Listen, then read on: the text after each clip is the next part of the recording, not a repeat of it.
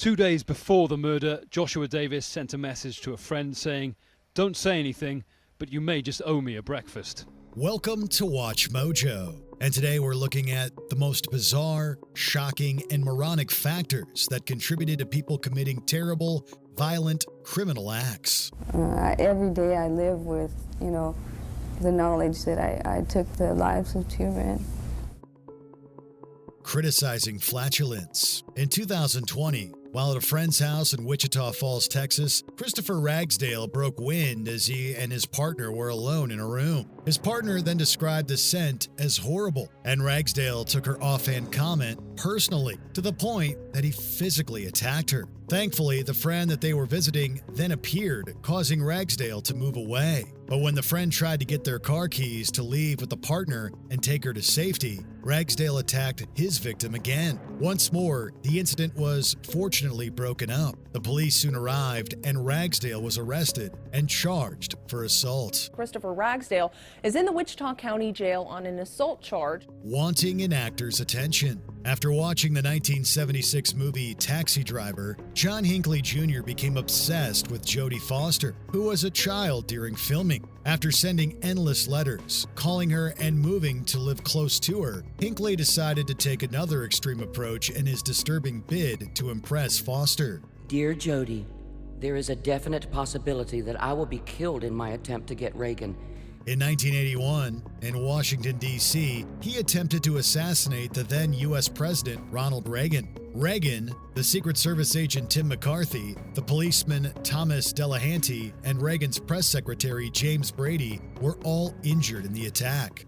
And I heard some noise and I thought it was firecrackers. While no one died at the time, the injuries Brady sustained did result in his later death in 2014. In 1982, Hinckley was found not guilty by reason of insanity and sent to a psychiatric hospital. In 2016, he was conditionally released. Hinckley had all conditions removed in 2022. I apologize for what I've done, for what I did 41 years ago. Sports team rivalry. Unfortunately, there are many examples of when sports rivalries turn deadly. In one infamous case, in 2013, the MLB LA Dodgers took on the San Francisco Giants in San Francisco, California. After the game, Dodgers fan Jonathan Denver was walking with his family near the Giants stadium when they came across a group of Giants supporters, including one Michael Montgomery. Saying his son's friend was wearing a Giants hat when the victim, Jonathan Denver, yelled, "Giants suck." With conflicting accounts of what instigated the confrontation, an argument erupted as the rival fans exchanged insults. Police believe it had something to do with the Giants-Dodgers rivalry. Next, a physical fight broke out, and during it, Montgomery fatally stabbed Denver. In 2014, with a lack of witness accounts and evidence to the contrary, the criminal case against Montgomery was dropped, as the killing was declared an act of self-defense. There is no place at these games for violence. Wanting a gig ticket. In 2008, Robert Lyons was livid at his 61-year-old mother, Linda Bullock, who he lived with in Carroll Stream, Illinois. He wanted to get skybox tickets for an upcoming Avril Lavigne show, but Bullock wouldn't contact her friend to arrange it, so Lyons snapped. He grabbed a glass bottle and struck his mother before turning a knife on her. He then poured chemicals on her before leaving. Bullock didn't survive the attack. After shopping for hours and hanging out at a nearby Hooters, Lyons was eventually found and arrested by the police. In 2012, Lyons, who had a history of mental health issues, was found guilty of murder and sentenced to 40 years in jail. Using a phone in the cinema. In 2014, U.S. Navy veteran Chad Olson and his wife Nicole Olson were at a cinema in Wesley Chapel, Florida, to watch the Mark Wahlberg movie Lone Survivor. Retired police officer Curtis Reeves and his wife were also there. During the trailers, Reeves was angry that Olson was using his cell phone, telling him to turn it off. After the ex-cop Reeves complained to staff, Olson reportedly threw popcorn at him. This caused Reeves to take out a firearm and shoot, wounding Olson and ending Chad Olson's life. And just to think that in the blink of an eye, my whole world just got shattered into a million pieces.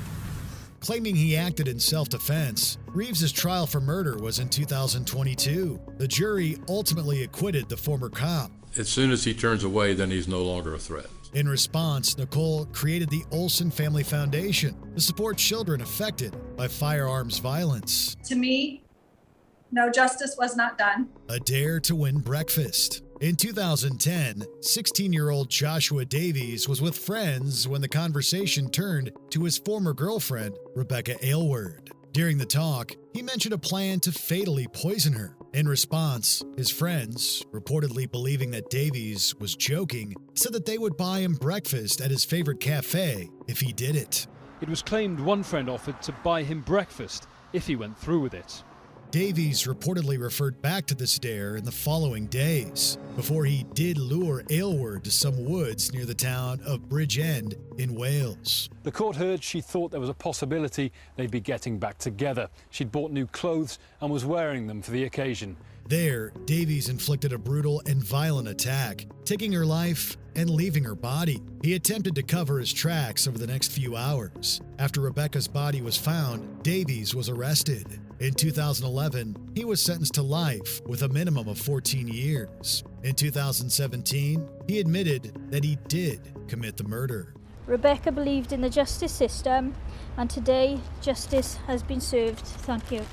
Not being thanked. In 2003, Fergus Glenn and his brother, Craig Glenn, were in the midst of a decaying relationship. The pair had reportedly fallen out time and time again and were known to get into physical fights on occasion. One evening, however, the feud took a deadly turn. They both had dinner together at their parents' house in New Zealand. However, Fergus was soon furious that Craig hadn't thanked him for making the meal. After stewing for a while, Fergus attacked a sleeping Craig with an axe in the early hours of the following morning. Craig was killed in the violence. After pleading guilty, Fergus was sentenced to life in jail with a minimum of 10 years. In 2019, after multiple denials, he was granted parole.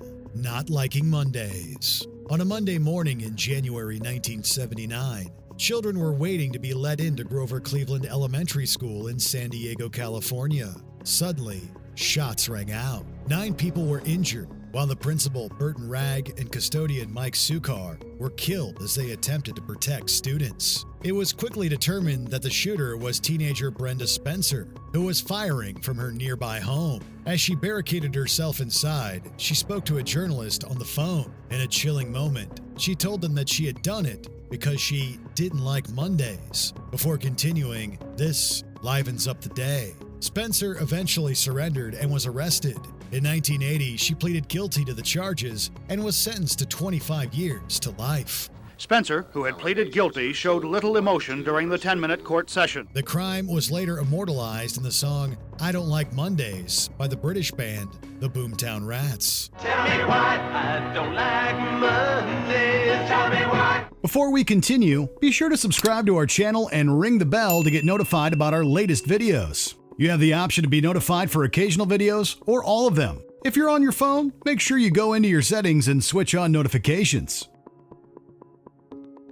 Wi-Fi control. Teenager Kevin Watkins, in 2018, was frustrated that so many people in his household in Macon, Georgia, were using the Wi-Fi at the same time because it was slowing down his connection when he wanted to play on his Xbox. So Kevin changed the password, which caused his mother to confront him and threatened to take his console. 16-year-old Kevin Watkins was arguing with his mom because he changed the Wi-Fi password to play video games. Kevin's sister, Alexis Watkins, stepped in to try to calm the situation, but instead, Kevin grabbed his sister and put her in a chokehold. When the police arrived more than 10 minutes later, Kevin still had Alexis in the hold. She didn't survive. Deputies say she was still in the chokehold when they arrived on scene. In 2019, Kevin was found guilty and sentenced to life imprisonment. He appealed the conviction, but in 2022, the original sentence was upheld. What's your verdict on all of these shocking cases?